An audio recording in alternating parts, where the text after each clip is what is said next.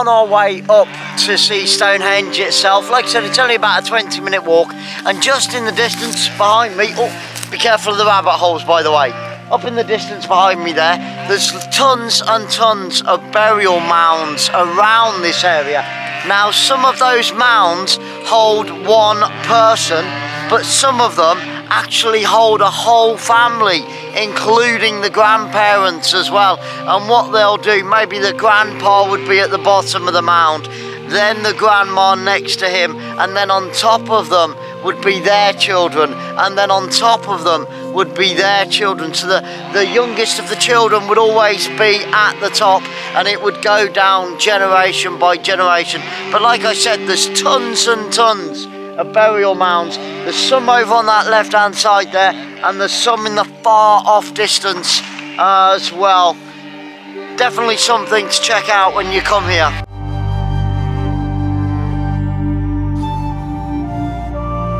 Now you can see behind me, we've just arrived at the main entrance to the stones, which are just behind Sarah where she's filming now.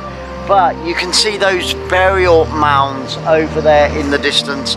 Now the people that are buried in there lived here thousands of years ago, but they were buried after the stones were already erected. So they're known as the 𝓳𝓸𝓲𝓷𝓲𝓷𝓰.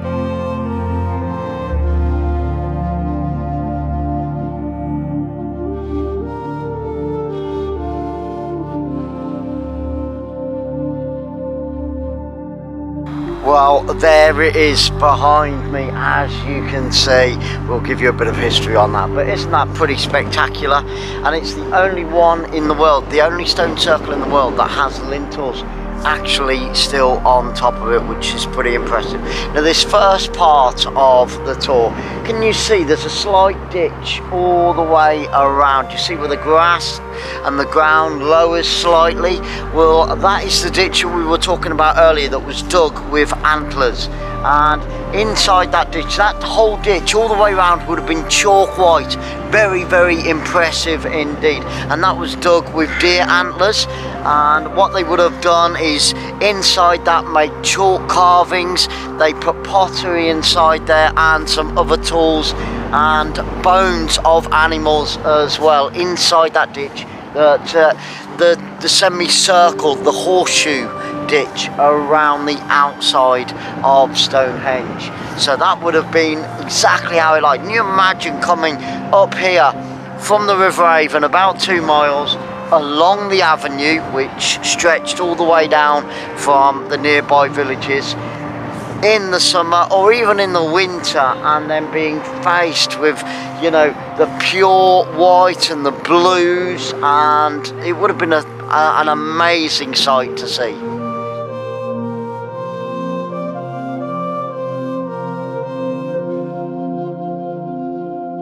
So here in front of me we have the heel stone. Now this was very, very important. It's just on the outskirts of the ring itself, which you can see in the background. Now imagine that you were stood in the middle of the ring on the 21st of June. You would be stood in the middle of there, looking in this direction here. You would see the sun rise over the top of the hill stone. Automatically, at the shortest day of the year, it would be coming in the complete opposite direction if you were stood in the centre there. So all of this is very sort of, you know, lunar and solstice and, you know, set to that type of thing as well. And you might be able to see 2 little raised bits about 20 foot apart on either side of the hillstone, and this is believed to have been a procession into the monument itself. So very, very interesting and very, very grand, as I mentioned earlier on.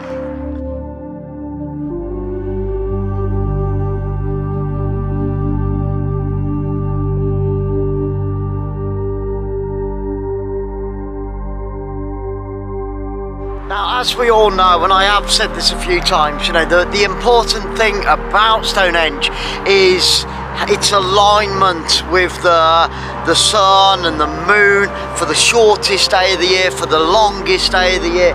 and some of those stones in the middle, the 𝓳𝓸𝓲𝓷𝓲𝓷𝓰, stand around 7 meters high. And I don't know whether you can work it out, but on the top they've got those little nodules where the lentils would sit on top, and it is very, very impressive. Now the Saracens are the big stones, and they came all the way from Marlborough, which is not too far away, but it's still a fair distance. And like we said before, the ones in the centre, the blue stones, have come from up in Wales, in Pembrokeshire as well. Over by the Heelstone that we saw earlier, it was flat on the floor, so you couldn't really see it. In the grass was the 𝓳𝓸𝓲𝓷𝓲𝓷𝓰, and it was thought that there were 2 of those erected at one point. And when the sun rose on the longest day of the year, you would be able to see the shadow come right the way through the Heelstone, in between the 2 𝓳𝓸𝓲𝓷𝓲𝓷𝓰s as they may have been then, and that's what they believe, all the way through into the centre of Stonehenge and the circle itself.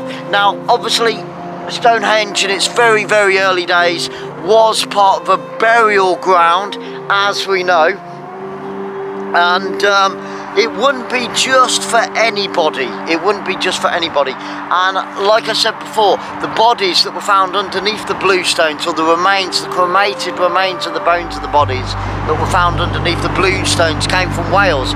And the people who, you know, directly whose bones it were, they weren't from this area. Now, as you can see, you might be able to work it out a little bit better from this angle.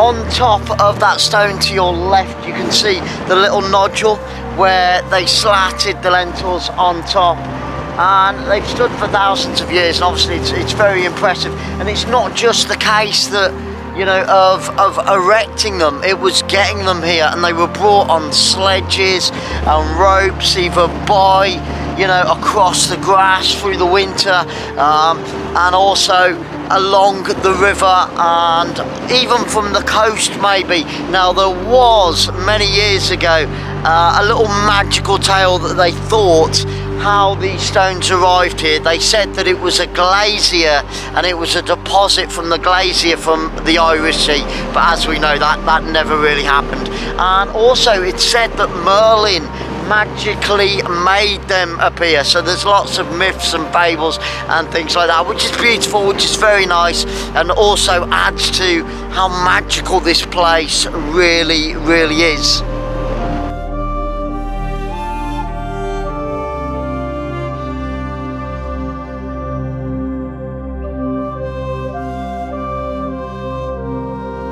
Very, very impressive, and this is the closest that you can get unless you do the VIP thing, which is either early in the morning before people arrive or late in the afternoon stroke evening. But the VIP thing, you can actually go inside, you get a 45-minute little talk inside there where you can actually go right up to them for pictures, maybe even touch them, I'm not sure, but all that type of thing, which is awesome.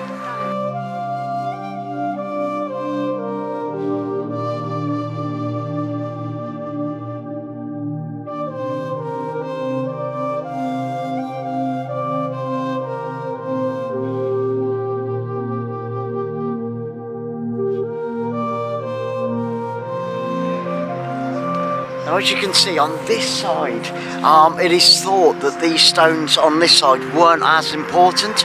As you can see, they're not as well dressed as some of the other stones are inside the circle. So some archaeologists actually believe that it wasn't finished on this side of the circle, but who knows, who knows. And if you just look through, in between the gap there, you can see that there's a stone that's been reinforced with concrete. Now the majority of the stones here over the years, because of decay and for safety reasons of course as well, and to try and maintain them standing, they've all got concrete bases now just to give them that extra bit of support, because obviously natural weather has its effect on absolutely everything. But it's great to see on the far side, you know, where you get the summer solstice, the longest day of the year, the stones are perfectly dressed. On this side, it didn't look as if in the winter that it was that important, but all in all, a very important place overall.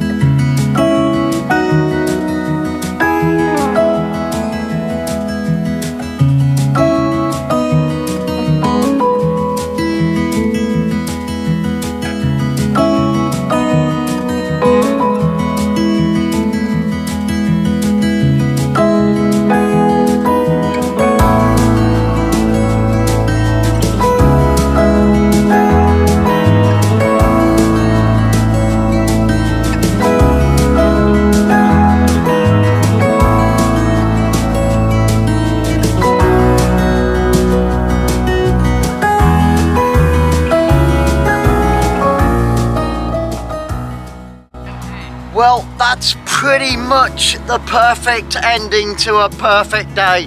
Very mystical, very magical, and very worthwhile and great value as well. So if you are ever in this part of the world, come and check out the mystical, the magical Stonehenge. It's one not to be missed, one of its kind. I mean, this is our first visit here, and there is so much. We've been here for about 4 or 5 hours. You will need the whole day, because we still haven't seen enough, we still haven't experienced enough, and we still haven't done enough. But I'm sure we will be back for a second visit to take in more mystery and magicalness. Magicalness, is that a word?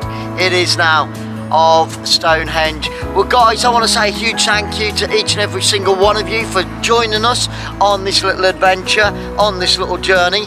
And if you haven't already, please hit that subscribe button. It's totally free to do so, and the notification bell.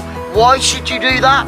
Because we can take you to all of these wonderful places, and we'd love for you to join us on one of our many journeys that have already been and that are already to come in the very near future. So until next time, stay safe, look after each other, and remember, share a smile.